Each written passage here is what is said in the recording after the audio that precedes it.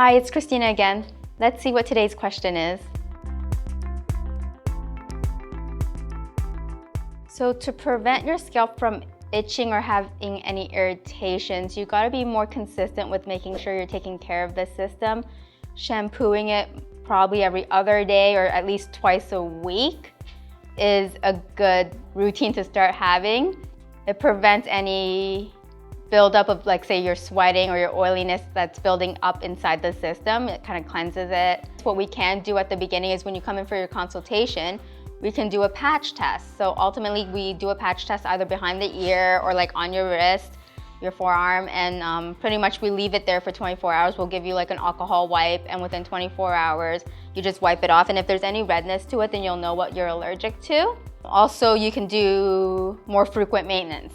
So being hygienic about it, making sure your system's always clean and your scalp is clean and everything that would prevent any itchiness or irritations to your scalp. You could also use less aggressive adhesives, like being on like maybe just tape alone and being able to remove it more often, like maintenance-wise.